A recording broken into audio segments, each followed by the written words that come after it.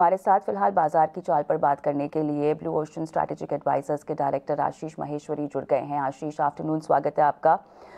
दमदार शुरुआत हुई थी लेकिन उसके बाद थोड़ी सी मोमेंटम में कमजोरी आती हुई दिखाई दे रही है। साफ तौर से अगर हम बैंक निफ्टी देखें तो एक बार फिर से लाल निशान की चपेट में जाता हुआ दिखाई दे रहा है। क्या ये कमजोरी थोड़ी सी और बढ़ती हुई आपको दिखाई दे रही है निफ्टी बैंक में? देखिए, चूंकि आज निफ्टी और बैंक निफ्टी दोनों ने अपने 52 हफ्तों के उच्चतम स्तर को छुआ है, तो उसके बाद थोड़ी मुनाफा वसूली हमेशा आती है। यदि जब भी आप देखें बाजार नए हाई की तरफ जाता है तो जो एग्जिस्टिंग ट्रेडर्स रहते हैं वो अपनी पोजीशन थोड़ा बुक करते हैं, क्योंकि एक यूफोरिया डेवलप होने का एक फियर रहता है, और ये बिल्कुल एक सही समय रहता है मुनाफा वसूल करने का। तो आज भी वही हुआ कि जब भी मार्केट न्यू हाई पर आया तो थोड़ा सा मुनाफा वसूली हमें देखने को मिल रहा है।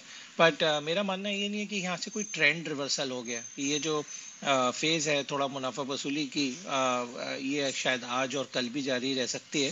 But short to medium term में बाजार बुलिश ही नजर आता है, और मुझे लगता है कि और न्यू हाइज की तरफ बाजार आगे की तरफ बढ़ेगा।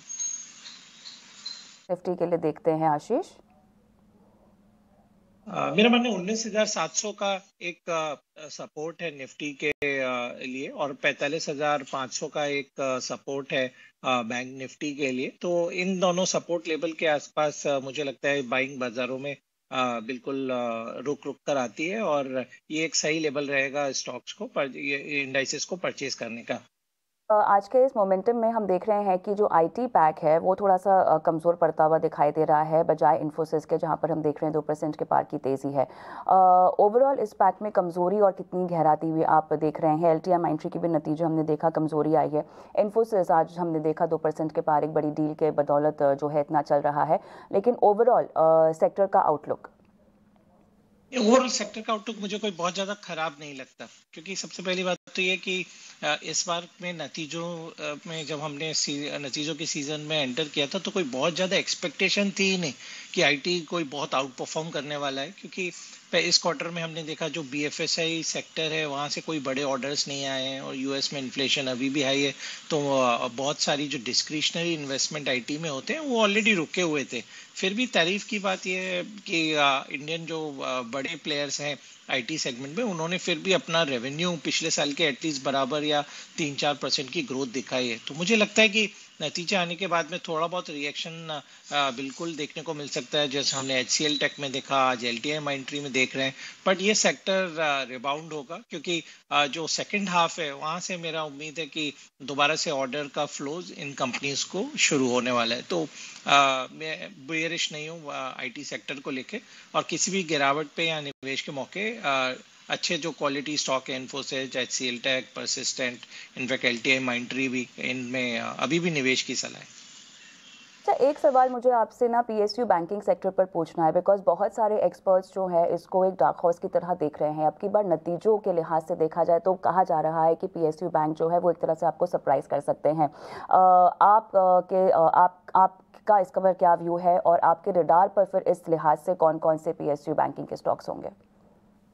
जी, मैं बिल्कुल इस बात से सहमत हूँ कि पीएसयू बैंकिंग स्टॉक इस बार नतीजों के पॉइंट ऑफ व्यू से आउट परफॉर्म कर सकते हैं, क्योंकि एक तो रिकवरीज और जो उनके एनपीए के लेवल्स हैं उसमें कंटिन्यूस गिरावट देखने को मिली है। दूसरा, चूंकि कोई बहुत बड़ा कैपेक्स वाले जो कंपनियां हैं, वो ऐसा नहीं है कि वहाँ पे कोई एनपीए हुआ हो या एसएमए लेवल्स आए हो, तो प्रोविजनिंग में भी काफी कमी होगी। इसके अलावा स्टॉक मार्केट और जीसेक में भी हमने एक रैली देखी थी, तो ट्रेजरी पॉइंट ऑफ व्यू से भी अच्छे गेन इन कंपनीज की ट्रेजरी भी रिपोर्ट करेंगी। तो बिल्कुल एक सेक्टर रडार में रखने जैसा है। और यहाँ पर जो मेरी पिक रहेगी, मुझे लगता है इंडियन बैंक यहाँ पे अभी भी काफी मजबूत नजर आता है 325 के आसपास। मेरा लक्ष्य स्टॉक के लिए 375 से 400 रुपए का आगे आने वाले 3 से 6 महीने के लिए है। इसके अलावा यूनियन बैंक और बैंक ऑफ इंडिया, इन दोनों स्टॉक पे भी बाय पोजीशन ली जा सकती है। ओके, तो इंडियन बैंक में आप 375 400 तक के लेवल्स की टारगेट प्राइस दे रहे हैं short to medium term, Ashish? 3 to 6 months का टारगेट। और यूनियन बैंक के लिए क्या टारगेट्स होंगे? बैंक का 3 डिजिट का मेरा टारगेट है। मेरा मानना है 100 रुपए के लेवल आप यूनियन बैंक ऑफ इंडिया में बिल्कुल दिखाई देने को आगे जाके दिखाई देंगे। और ऐसे बैंक ऑफ इंडिया में भी मेरा लक्ष्य अगले 6 महीनों के लिए करीब 95 to 100।